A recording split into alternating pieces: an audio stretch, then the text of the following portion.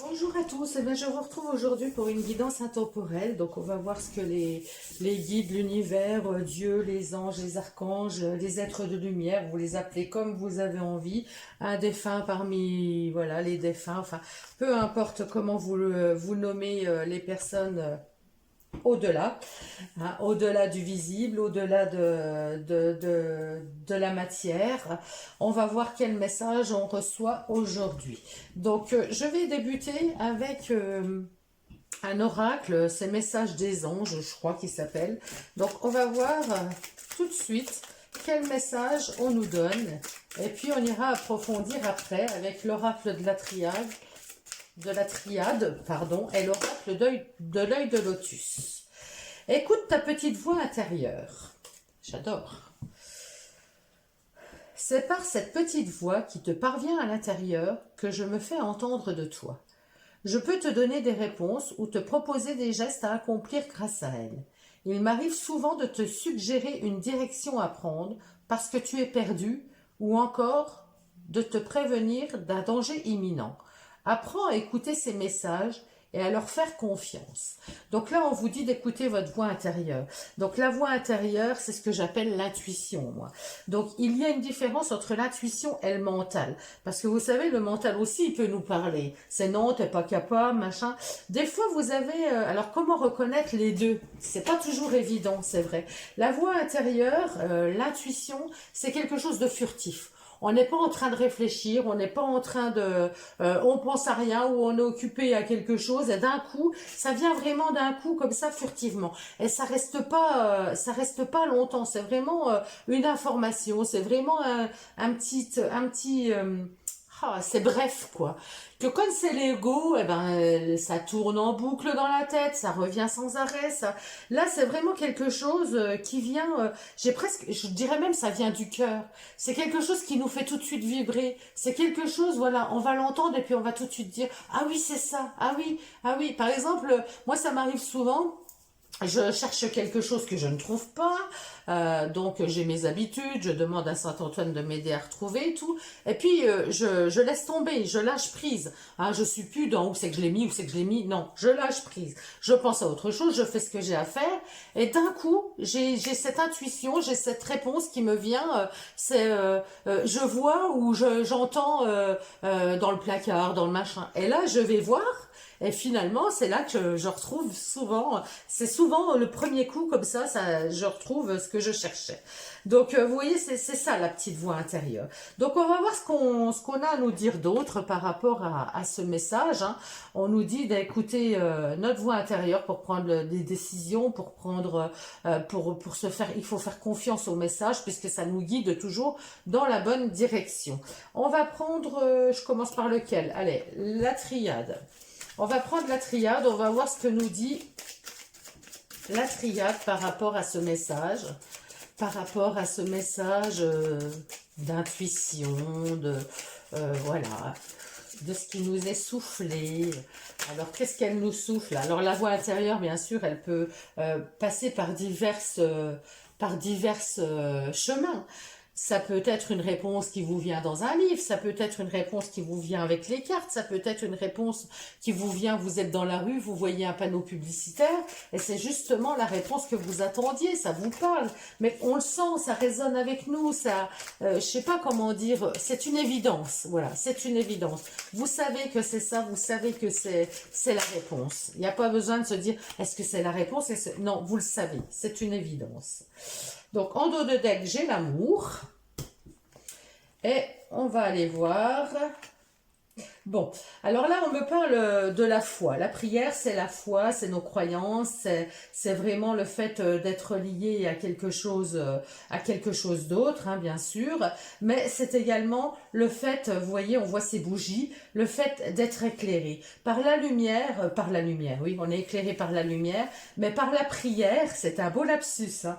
Par la prière, on trouve la lumière, c'est-à-dire qu'on est guidé. On a cette flamme intérieure, c'est cette voix intérieure, on a ces ressentis, on va être guidé. Et le fait de prier, alors on peut prier pour demander, mais on peut aussi souvent prier pour remercier, pour être dans la gratitude de ce que nous avons. Et plus on va être dans la gratitude, plus nous allons recevoir. Donc la prière, c'est quelque chose d'important. Alors prier pour les personnes qui sont athées, ça ne veut pas dire forcément parler à Dieu. Prier, c'est être en raison, c'est s'écouter déjà. C'est entrer en introspection avec soi, c'est se demander de quoi on a besoin, ouais, c'est faire une introspection là où on en est, ce qu'on aimerait, ça c'est déjà prier. Ça c'est déjà prier parce que c'est écouter sa petite voix intérieure, écouter sa lumière intérieure, écouter ce qui résonne en nous et ce qui nous donne envie. C'est notre âme. Moi, je dis toujours, ce qui nous anime, c'est notre âme. Vous savez, c'est cette énergie à l'intérieur, là, qui brûle, l'énergie d'envie, l'envie d'avoir envie.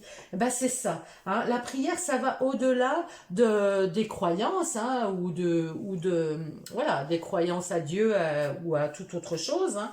Mais la prière, c'est vraiment rentrer en introspection. C'est s'écouter, c'est prendre conscience. C'est vraiment ça.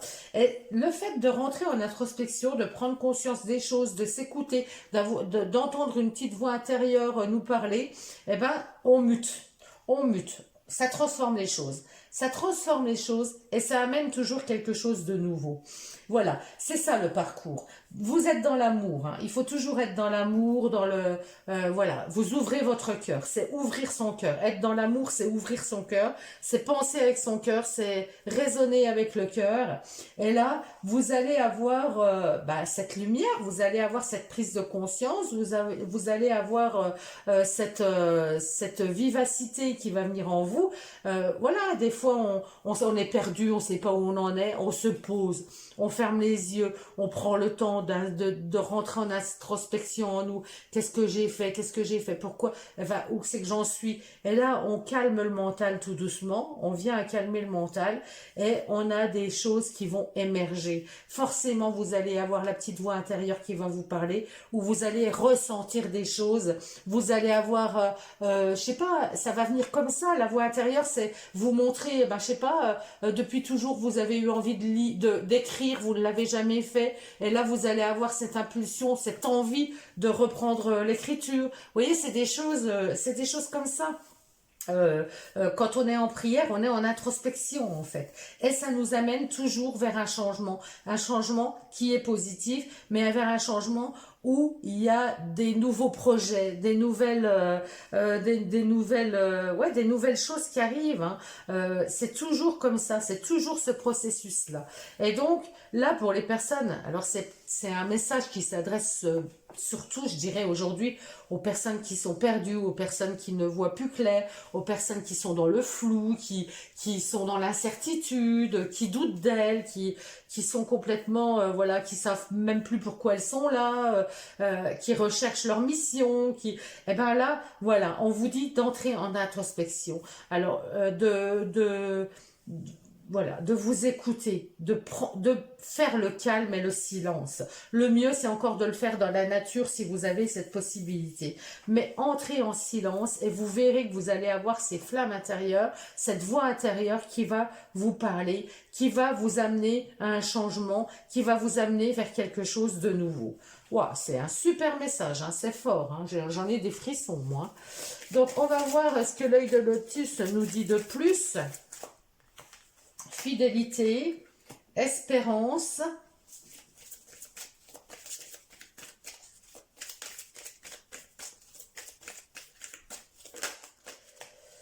et j'ai encore la naissance qui tombe. Eh bien oui.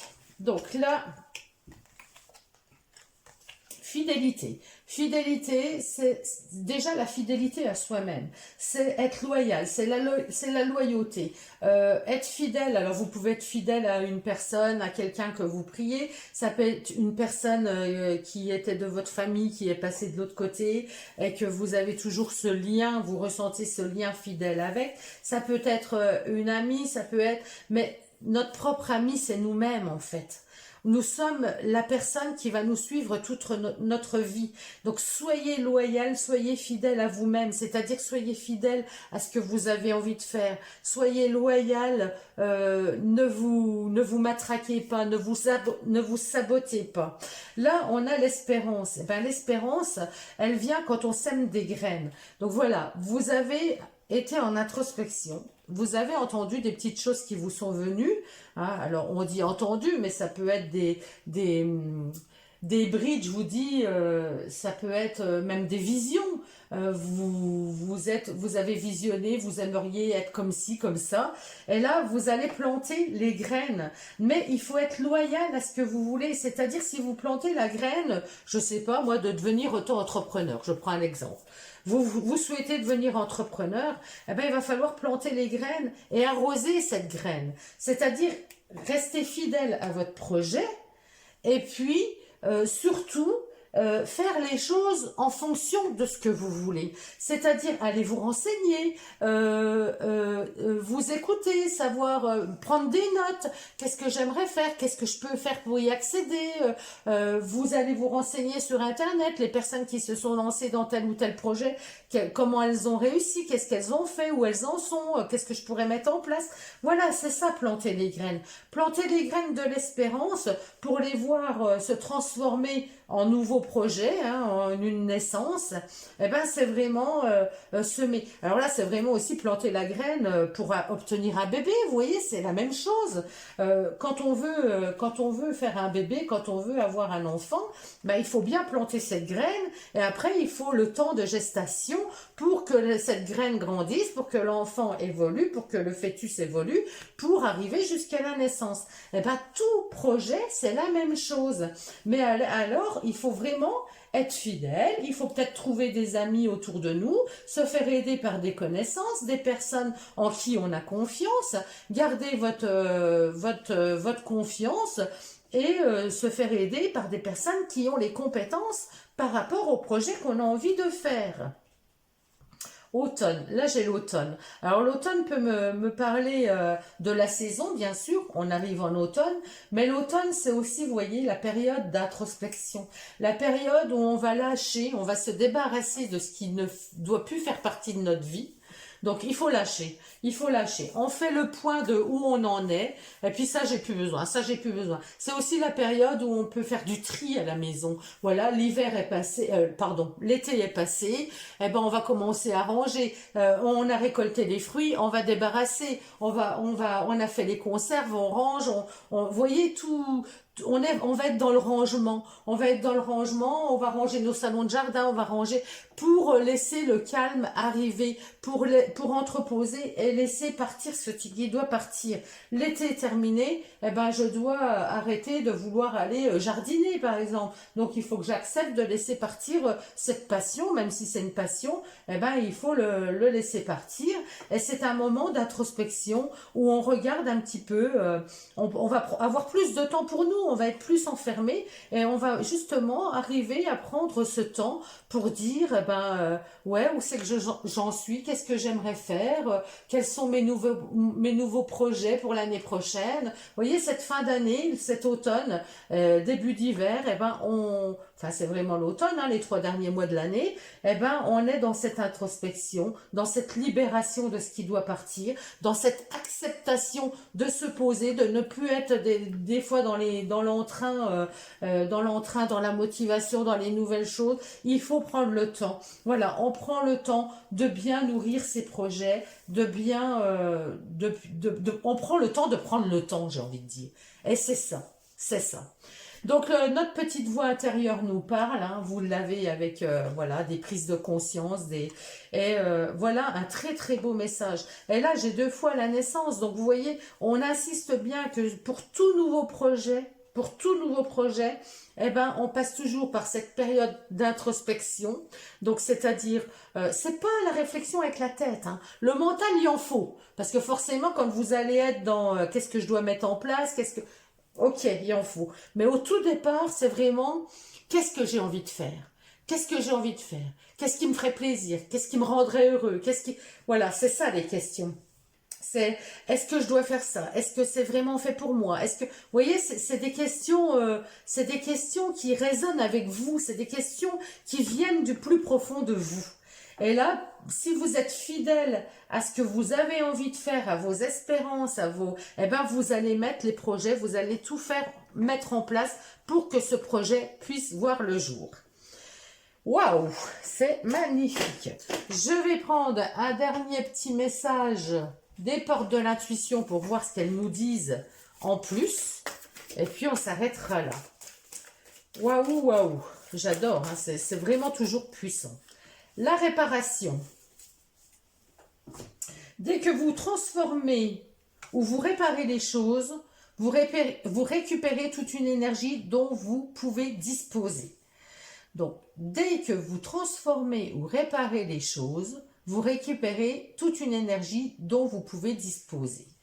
Donc voilà, vous pouvez transformer les choses, hein, c'est ça, c'est la mutation, on transforme les choses, c'est-à-dire on a une idée, on a un sentiment qui naît, on va le transformer, on va faire tout ce qu'il faut, et là on va trouver l'énergie. On va trouver l'énergie pour pouvoir aller jusqu'au projet final, pour pouvoir aller jusqu'à la naissance du projet. Donc, vous transformez ou vous réparez les choses. Donc, vous réparez ce qu'il y a à réparer, vous rapiécez, c'est comme un pantalon. Vous avez un pantalon qui est troué, vous le raccommodez, vous le refaites. Eh ben hop, c'est reparti, vous pouvez le reporter, donc c'est une nouvelle énergie, vous pouvez à nouveau refaire des choses. Eh ben c'est tout à fait pareil avec vous.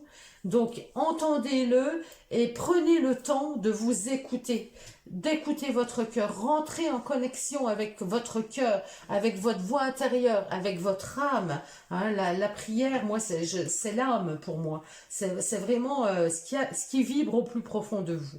Écoutez-vous et vous allez trouver, vous allez entendre, vous allez savoir ce qui est bon pour vous et comment le mettre en place. Voilà, vous allez après faire des recherches, vous allez après vous animer autour de ça, trouver l'énergie qu'il faut pour mettre en place votre projet.